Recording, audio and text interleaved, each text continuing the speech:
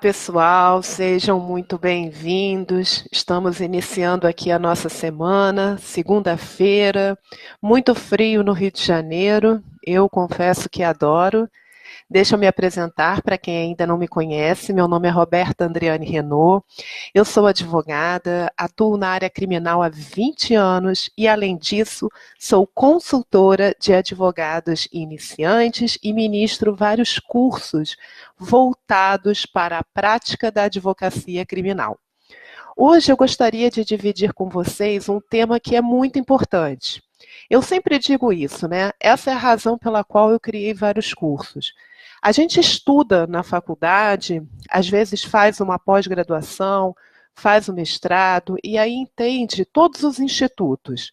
A gente estuda profundamente o Código de Processo Penal, etc. Só que aquele que não tem a prática, ele não entende como aplicar aquele instituto num caso em concreto. Então, hoje, eu quero ensinar vocês a aplicarem o artigo 580 do Código de Processo Penal numa situação em concreto. Eu quero que vocês entendam o que vem a ser esse artigo. E, para isso, eu vou passar para vocês 3 casos diferentes. A gente vai analisar esses 3 casos e, com base neles, a gente vai chegar a determinadas conclusões. Vamos lá? Bom dia, doutor André. Bom dia, doutor Davi. Sejam bem-vindos. Vamos lá. O seu cliente, tá, e mais uma outra pessoa, eles foram denunciados pela prática do crime de roubo. Imagina essa situação. Aí foram submetidos ao julgamento contraditório, ampla defesa, teve audiência de instrução e depois eles foram condenados. Só que o seu cliente, ele não recorreu, ele não apelou dessa sentença, mas o outro apelou. E o que aconteceu? Aquele denunciado, né, que apelou, ele utilizou como fundamento a prescrição da pretensão punitiva. Por quê? Porque ele era menor, ao tempo dos fatos ele não era menor, ele tinha 19 anos. E aí ele utilizou a tese de que, no caso de ter 19 anos, né, ao tempo dos fatos, a prescrição cai pela metade. Então, quando ele apelou contra essa sentença, ele invocou essa questão, a prescrição pela metade, então estaria extinta a punibilidade dele, porque passou o prazo. Ok, aí vamos imaginar, bom dia, doutora Maísa, seja bem-vinda. Vamos imaginar que o tribunal tenha dado provimento ao apelo, ou seja, considerou que as razões dessa pessoa que recorreu foram corretas. E aí reconheceu extinta a punibilidade apenas do outro denunciado e não do seu cliente que não recorreu, tá? E aí? O que você faria? Você é o advogado daquele cliente que não recorreu. Diante desse provimento, né, ao apelo do outro denunciado, você teria alguma coisa a fazer nesse caso? Vamos analisar um segundo caso e aí depois eu vou explicar para vocês as diferenças. Outro caso. Então, o seu cliente e o outro rapaz denunciado pelo roubo, eles também foram condenados, só que o seu cliente também não recorreu e o outro rapaz, agora ele utilizou um outro fundamento. Ao invés de falar da prescrição pela metade, ele utilizou a tese da atipicidade da conduta. Então, ele disse claramente que não era crime de roubo e, por isso, ele merecia ser absolvido. O tribunal concordou, disse que não era roubo e absolveu aquele acusado que recorreu. Você é advogado, repito, do acusado que não recorreu. O que você faz? E aí a gente vai falar aqui do artigo 580 do Código de Processo Penal. Eu vou ler para vocês, tá? No caso de concurso de agentes, a decisão do recurso interposto por um dos réus, se fundados motivos que não sejam de caráter exclusivamente pessoal, aproveitará aos outros. Então, nos 2 casos, a gente está falando de um litisconsórcio passivo. Havia o seu cliente e um outro acusado respondendo por roubo. né? Se há um litisconsórcio passivo, o Ministério Público ele é obrigado, quando ele denuncia, se ele denuncia um, ele tem que denunciar o outro também, ok? Então, se o que levou à absolvição ou o que levou ao provimento do recurso for um elemento objetivo, não uma característica específica daquele que recorreu, esse recurso ele vai se estender ao acusado que não recorreu. Olha lá, naquele caso da atipicidade, se não houve crime de roubo para um, não há crime de roubo para o outro.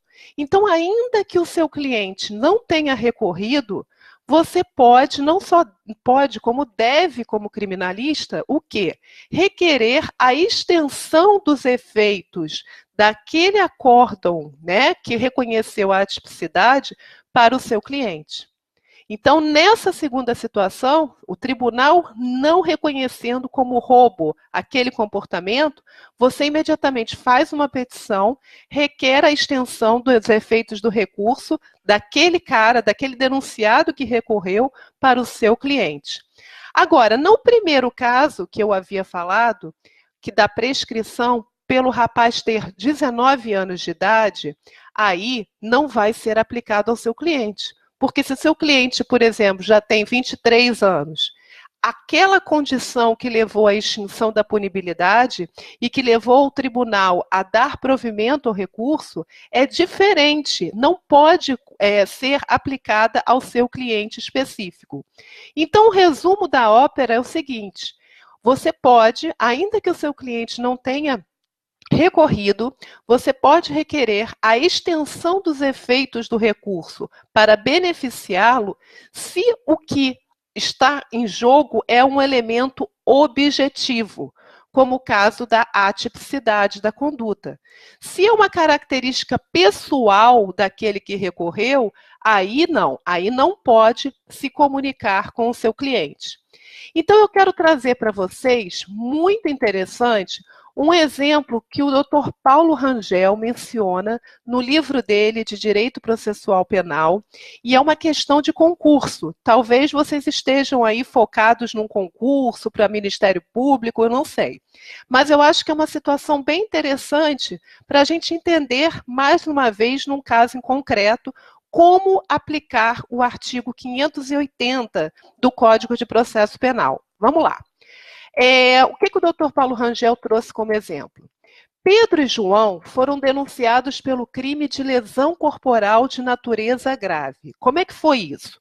A vítima ela foi atingida com um golpe de faca, ok? Então, Pedro teria dado esse golpe de faca na vítima e o João teria emprestado essa faca para o Pedro. Então, os dois acabaram sendo denunciados pela prática do crime de lesão corporal grave, houve um concurso de agentes, né? E aí, o Ministério Público ofereceu a denúncia e pediu uma audiência especial, onde ele apresentou uma proposta de suspensão condicional do processo, tanto para o Pedro como para o João. Então, se o Pedro e o João cumprissem determinadas condições colocadas pelo MP, o processo ficaria suspenso durante um período e depois arquivado. Muito bem, só que o Pedro, ele recusou essa proposta de suspensão condicional do processo e o João aceitou. O Pedro, que recusou a proposta, o processo continuou para ele. Então, teve audiência de instrução e julgamento e chegou na sentença, o juiz reconheceu que ele agiu em legítima defesa. Então, aquele rapaz que havia sido acusado de ter desferido golpes de faca na vítima, foi considerada a conduta dele como legítima defesa. E o seu cliente, que é o Pedro, né? Ele aceitou a proposta de suspensão condicional do processo, mas ele veio a descumprir aqueles requisitos que o promotor colocou para ele. E aí? Descumpriu os requisitos, vocês sabem que quando descumpre os requisitos, o processo volta a tramitar. E aí abriu vista para o Ministério Público.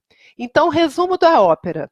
O rapaz que desferiu o golpe de faca não aceitou a proposta de suspensão condicional do processo e conseguiu uma sentença com legítima defesa. O rapaz, que é o seu cliente, que aceitou a suspensão condicional do processo, não cumpriu todos os requisitos impostos pelo MP e o processo voltou a correr. O que o MP vai fazer com esse seu cliente que não aceitou, que não cumpriu todas as condições da suspensão condicional do processo? É a mesma coisa, é o artigo 580 do CPP. Então, ele deveria, o MP, se manifestar pelo quê? Pela aplicação do princípio da extensibilidade subjetiva dos efeitos daquela absolvição. Se o rapaz que desferiu o golpe de faca foi encaixado como comportamento de legítima defesa, isso deve beneficiar o que emprestou a faca para esse rapaz. Entendem? Então, ao invés do processo continuar, mesmo que o seu cliente tenha descumprido a suspensão condicional do processo, o Ministério Público deve opinar, sim, pela absolvição dele. Isso tudo diz respeito ao artigo 580 do CPP. É muito importante saber aplicá-lo. Tá bom? Então, hoje essa era a minha dica, né? Eu espero que vocês tenham entendido. Se ficarem dúvidas aí, se vocês não tiverem entendido qualquer ponto, podem colocar, fiquem à vontade.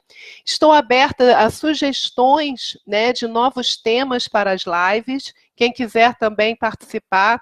Quem quiser entrar em contato comigo no meu WhatsApp, para nós conversarmos, para participar, por exemplo, do grupo de advogados iniciantes, né, que é um local onde a gente debate sobre diversos temas. Que quiserem informações sobre os meus cursos, é só entrar na parte descritiva do vídeo agora, dessa live, e entrar em contato comigo pelo WhatsApp, tá bom? Ó, forte abraço para todos, uma semana abençoada, viu? E até amanhã, se Deus quiser. Fiquem com Deus, viu? Tchau!